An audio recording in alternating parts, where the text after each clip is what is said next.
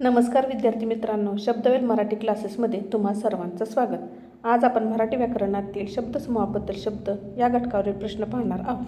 प्रश्न पहिला, खालीलपैकी अयोग्य जोडी ओळखा. 1. केलेले उपकार जाणणारा कृतज्ञ, केलेले उपकार विसरणारा कृतघ्न, ज्याला कोणीही शत्रू नाही असा अजातशत्रू, मोजता न येणारे मोजके. उत्तर आहे पर्याय क्रमांक 4, मोजता न येणारे.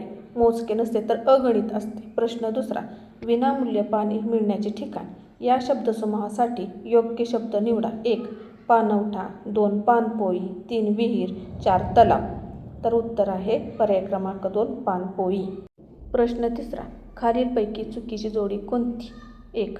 डोंगर पोखरून आरपार केलेला रस्ता बोगदा. 2. स्वतःचेच हित पाहणारा अप्पलपोट्या. 3. तिथी न ठरवता आलेला पाहुणा. 4. समाजाची सेवा करणारा समाजसेवक. उत्तर आहे पर्याय क्रमांक 3, तिथी न ठरवता आलेला पाहुणा म्हणजेच अतिथी असतो, म्हणून पर्याय क्रमांक 3. प्रश्न चौथा, शत्रूला सामील झालेला याला काय म्हणतात? 1. फितूर, 2. देशद्रोही, 3. योद्धा, 4. पराक्रमी. शत्रूला सामील झालेला याला फितूर असे म्हणतात. पर्याय क्रमांक 1 उत्तर आहे. प्रश्न पाचवा, अयोग्य जोडी निवडा. 1. लिहिता वाचता येणारा साक्षर. 2. लिहिता वाचता न येणारा निरक्षर. 3. दगडावर कोरलेले शिलालेख. 4. भाषण ऐकणारा वक्ता. उत्तर आहे पर्याय क्रमांक 4, भाषण ऐकणारा श्रोता असतो. पर्याय क्रमांक 4 उत्तर आहे. प्रश्न 6, 2 नद्या एकत्र मिळण्याचे ठिकाण म्हणजे काय? 1. संगम, 2. सरोवर, 3. उपनदी, 4. खाडी. 2 नद्या एकत्र मिळण्याचे ठिकाण म्हणजे संगम. पर्याय क्रमांक 1 हे उत्तर आहे. प्रश्न 7, खालीलपैकी अयोग्य जोडी ओळखा. 1. ज्याला कशाचीही उपमा देता येत नाही अनुपम. 2. स्वतःचे काम स्वतः करणारा स्वावलंबी. 3. खूप आयुष्य असलेला अल्पायुषी. 4. दररोज प्रसिद्ध होणारे दैनिक.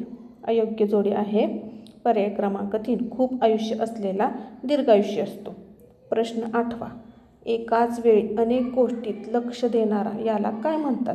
1. पर्याय क्रमांक 1 हुशार, 2. अष्टपैलू, 3. अष्टावधानी, 4. चतुर.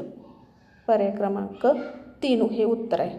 एकाच वेळी अनेक गोष्टीत लक्ष देणारा अष्टावधानी असतो. चुकीची जोडी निवडा. पर्याय 1. देव आहे असा मानणारा आस्तिक. पर्याय क्रमांक 2. देव नाही असा मानणारा नास्तिक. पर्याय क्रमांक 3. ज्याला मरण नाही असा अमर. पर्याय क्रमांक 4. ज्याला आई वडील आहेत असा अनाथ. पर्याय क्रमांक 4. ज्याला आई वडील आहेत असा अनाथ हे उत्तर आहे. प्रश्न 10, जंगलात लागलेला अग्नी याला काय म्हणतात? पर्याय 1. वणवा, 2. विस्तव, 3. ज्वालामुखी, 4. धग. जंगलात लागलेल्या अग्नीला वणवा असे म्हणतात. पर्याय क्रमांक 1. प्रश्न 2, खालील प्रत्येक प्रश्नाचे शब्दसमूहासाठी एक शब्द निवडा. 1. मनाला पाझर फोडणारे. 1. हृदयस्पर्शी, 2. घरभेदी, 3. हृदयद्रावक, 4. मनमोहक. मनाला पाझर फोडणारे म्हणजे हृदयद्रावक. पर्याय क्रमांक 3 हे उत्तर आहे. प्रश्न 2, दुसऱ्यावर अवलंबून असणारा. पर्याय 1. स्वावलंबी, 2. परावलंबी, 3. कष्टाळू, 4. अप्पलपोट्या. दुसऱ्यावर अवलंबून असणारा परावलंबी. पर्याय क्रमांक 2 हे उत्तर आहे. प्रश्न 3, ज्याला कधीही म्हातारपण येत नाही असा. पर्याय 1. अमर, 2. अक्षय, 3. अजय, 4. अजरामर. उत्तर आहे पर्याय क्रमांक 4, अजरामर. प्रश्न 4, दुसऱ्याचे उपकार न मानणारा. पर्याय 1. कृतज्ञ, 2. परोपकारी, 3. कृतज्ञ, 4. स्वार्थी. दुसऱ्याचे उपकार न मानणारा कृतघ्न. प्रश्न 5, विनामूल्य पाणी मिळण्याचे ठिकाण. 1. पाणवठा, 2. पाणपोई, 3. सरोवर, 4. विहीर. उत्तर आहे 2. पर्याय क्रमांक 2 पाणपोई.